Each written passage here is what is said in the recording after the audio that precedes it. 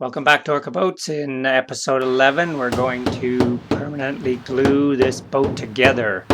So I'm just going to adjust some of the seams, making sure there's not a major overlap. They should be coming basically flush together. We can tap one in or one out and then tighten up all of the wires in that area. We'll go over the whole boat and redo all the wires just to make sure that nothing moves before applying any epoxy.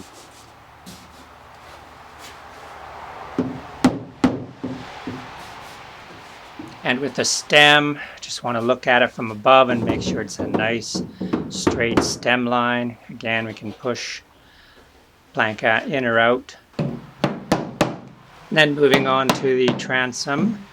Again, I'm just going to tap the transom in or out so that the outer edges are flush with each other. And then to hold it in place, we'll just drive a few small finishing nails in through the planking into the edge of the transom.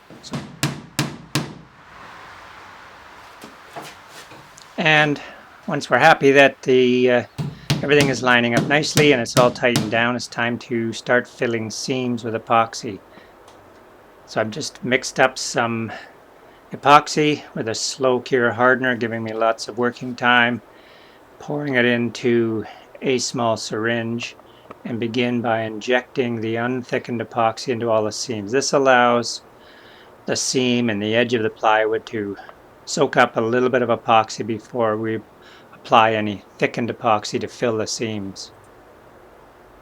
When injecting the epoxy, I'm bypassing where all of the wiring and staples are, as I don't want to glue the staples in. And I've also got some blue tape where the bulkheads are, because at this point in time I don't want epoxy soaking through and gluing the bulkheads in.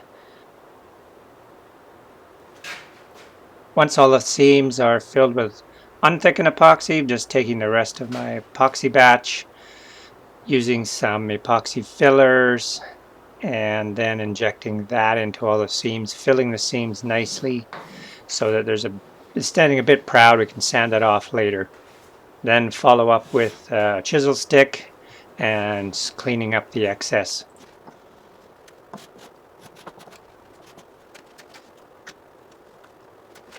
And with all the seams filled and cleaned up, I'll leave this overnight to let the epoxy harden. And now it's time to remove all of the staples holding the hull together. So I'm just untwisting a bunch of the wires from the outside and giving them a real close trim with the side cutters. And my plan is to just flip the boat over and pull all the staples out from the inside.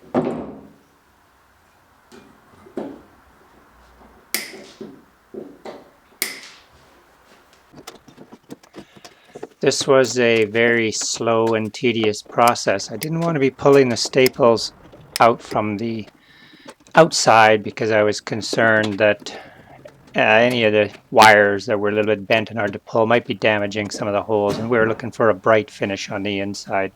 So with simple needle nose pliers, I was able to just grab the staples and they came out very readily from the inside.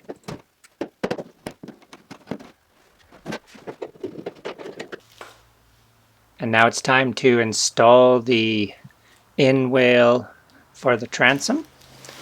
So there's two pieces of the marine ply. We're going to apply one first, let that set, and then install the second piece.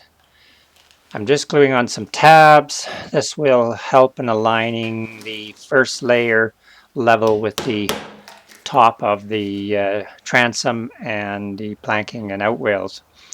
So just hot glued on some sticks as per the instructions, drive a couple of finishing nails in, and these finishing nails will just be driven into the transom and or the top of the planking. So by putting a little stick underneath, I was able to drive these in. I did find, however, though, that my hot glue wasn't really that strong of a bond to the already epoxy finish on the first layer of the in-wale. So here you can see a couple of my tabs broke loose when hammering in the finishing nails, although I was able to come back and re-glue them on. I'm going to pull quite hard so that the inwale is pushed very well and hard up against the transom, which causes it to bow up to the level of the transom in the center. And then the same as all the seams on the hull, just injecting some unthickened epoxy along the seam between the inwale and the transom, and then we'll come back with thickened epoxy as well and fill those seams.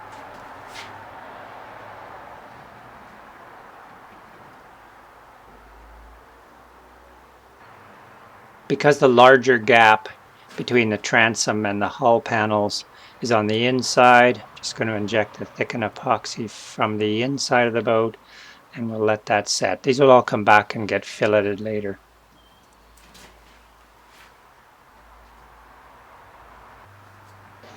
And it's important to always come back and use your chisel stick and clean up all the squeeze out, because this would be a bear to be sanding smooth later.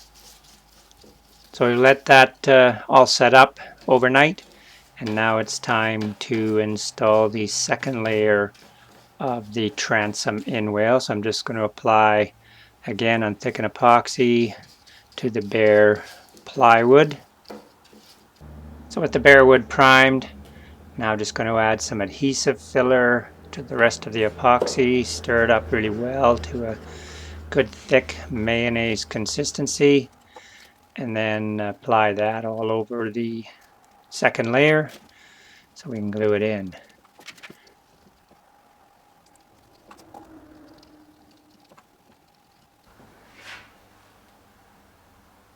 And gluing in the second layer is pretty straightforward, just pulling it in place, lining up the notches well with the first layer and flush with each other, and starting off with a couple of quick grips, which are easy to work one-handed with, just to hold it in place. And then we'll come back and follow up with some more clamps, especially in the wider area where I want to reach the back of the two layers and the front of the two layers to make sure that they are well squeezed together.